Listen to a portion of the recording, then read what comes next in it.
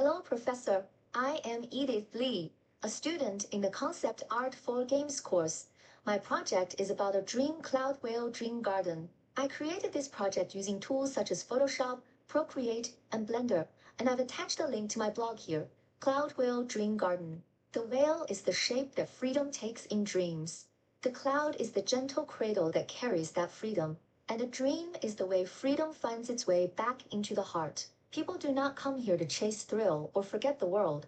They come to remember the lightness they once misplaced. Between sea and sky, there is an island the wind once forgot. Soft white clouds drift above it, slow as tides of breath. This place was not built, it grew, quietly, where dreams wished to rest.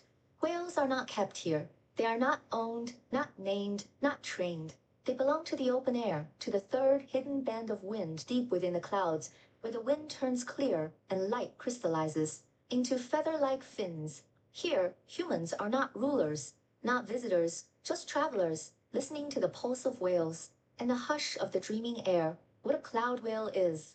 A cloud whale is not creature nor spirit. It is the dream's memory of what freedom feels like. When a soul longs to rise beyond gravity, yet trembles at the thought of falling, the sky responds softly, and a cloud whale is born. Its bones are arcs of wind light. Its body, a slow-breathing lantern of cloud. Its tail leaves a faint shimmer, like stardust dissolving into morning. It does not fly, it simply drifts, as if the world has always been gentle, the hall of whispered resonance. This is where humans and whales align in silence. No reins, no cages, no commands. The whale guides learn instead to breathe with the rhythm of cloud winds, to shape air using only the stillness of imagination, to step into the tremble of shared dreaming. When your heart becomes clear as a quiet lake, the whale will come. It will not carry you, it will hold you, as the wind holds the cloud, as dreams hold what we love. The floating spine path. The path is not built from metal, but from the memory of whales who have become wind. When a cloud whale completes its journey, its spine lights do not fall. They simply remain, suspended in sky. Walkways only trace the curves they left behind. So you are not riding forward, you are moving along the memory of a passage once taken. When the path falls, you will see the whole island sink softly into the cloud sea below. When it rises, you will feel gravity grow distant, as if your body remembers how to float. For one breath, you and the whale are the same word, free. Cloud velvet wind chimes. They are not ornaments, they are wind, softly given a shape. A tuft of cloud, gathered into velvet softness, cradles a small pearl of light. That remembers the wind's voice. When the air moves, it does not ring, it sighs. Like a whale song blurred by distance, like a memory returning gently, the memory of lightness. The whales, the paths, the lantern chimes, they do not insist, they do not demand, they simply remain. The sky-born spine trails do not mourn what is gone, they remind us that journeys leave traces, and that traces too can be soft. The wind chimes sings so quietly that you must pause to hear it. Not because it hides, but because some truths are meant to arrive slowly. When you leave the Cloudwhale Dream Garden, you may notice, very quietly, that you feel just a little lighter than when you came. This section shows my references and inspirations during the concept development stage. I drew inspiration from architecture, games, and films. For example, this is the Suzhou Lion Mountain Art Center, designed by Sana. I wanted to incorporate its sense of transparency, lightness, and fluid curves into my project. Additionally, this photo was taken during my visit to a natural history museum. The suspended blue whale skeleton left a deep impression on me and inspired the idea of the Cloudwhale Dream Garden. I also drew from various art forms, including some of my favorite games such as Journey and Sky, Children of the Light, which influenced the emotional tone and spatial experience of my concept art. Here are my sketches for the final concept. I studied many paintings related to dreams, the sea, and creatures, leading to my vision of the Cloudwhale Dream Garden. The Hall of Whispered Resonance serves as the central building of the park. The Cloudwhale sculpture is its mascot. The floating spine path weaves through the area, where cloud velvet wind chimes hang gracefully. Beneath the architecture, I incorporated natural materials such as water, grass, and stone. This is my first concept art design a building. I referenced Victorian architecture and blended it with Gothic elements, replacing the pointed roof with a rounded form to reflect the soft and airy atmosphere of my concept. On the right is the 3-view drawing of my main structure. Next is the vehicle design. Inspired by the structure of whale bones, I designed a semi-floating vehicle that runs along a track.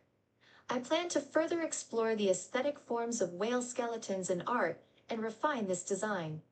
This is the prop design. I incorporated Chinese cloud patterns into the wind chime design, blending traditional Chinese culture with my concept.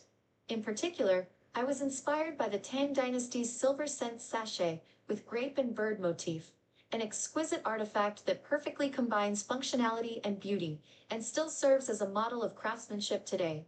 Here is my 3D model showcase. I created 3 individual models: a building, a vehicle, and a prop, each accompanied by its 3-view drawing. I hope to further refine and detail them in my future studies.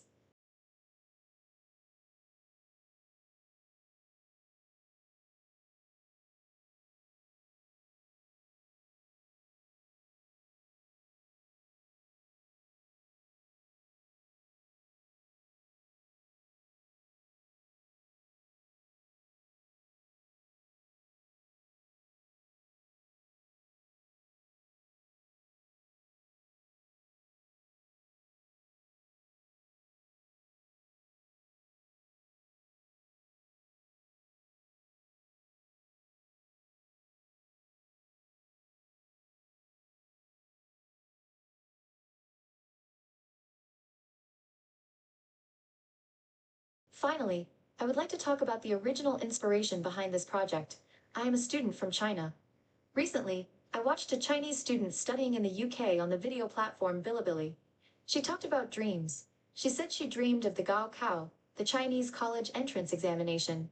In her dream, she returned to the days right before the exam, and even found herself sitting in the examination hall, facing a mountain of exam papers, forgetting how to answer them. Whenever she feels anxious or overwhelmed in real life, these things invade her dreams. Many Chinese people continue to dream about this experience repeatedly throughout their lives. In different societies, the history of survival often reshapes people's understanding of success, safety, and value in different ways. In the language I grew up with, metaphors of war are everywhere. Preparing for an exam is called preparing for battle. Before the Gaokao, we have a 100-day mobilization rally. There is usually a banner at the back of the classroom that says, "Victory in the Gaokao." Teachers often say, "The exam hall is a battlefield without gunpowder." When we leave the exam room, we say we are finally liberated. University club recruitment is called the Battle of 100 Clubs. For postgraduate exams, we say, "I hope you become a master in one battle." These expressions sound completely normal to Chinese students. We use them fluently. But when you think about it, we are almost using the language of war to live our lives, using wartime preparation as a way to grow up. But when the language is always preparing for battle, people can forget how to rest. Later, I learned about a theory called intergenerational trauma. It says, some things are not learned, they are inherited. The reactions of our bodies may actually be the survival strategies of our ancestors. For example, in my grandmother's kitchen, there are always piles of plastic bags, and the refrigerator is always packed full. Even though I've told her that keeping food for too long can be harmful, she still cannot bring herself to throw anything away. It is a memory of scarcity, carved deep into the bones. A tension that seems to never loosen, not even once in a lifetime. So, when we talk about trauma, those traumas have not disappeared into history. They hide in the refrigerator, the plastic bags, the food, and the alarm clocks at home. They hide in slogans, encouragement, promises, and exams. They hide in every fragment of the collective unconscious. Perhaps what we dream of is not the Gaokao or anxiety itself, but the memories stored silently in our bodies, our language, our ancestors. When I begin to see traces of emotion in these dreams, words, and habits, I realize that speaking them aloud is the power of bringing the unconscious into consciousness. With that, we may gain more understanding and a bit more gentleness. If such unconscious trauma is a shared memory, then it also teaches us empathy. It helps us understand the unease of others and also forgive the tension within ourselves. So Cloudwhale Dreamland is what I want to offer to those who strive hard, who push forward, but who are also very tired. It was born in the moment when the heart longs to escape reality and simply breathe. Someone looks up in exhaustion, someone wakes up inside a dream, someone feels freedom for the very first time. For that one moment, you arrive at Cloudwhale Dreamland. Thank you.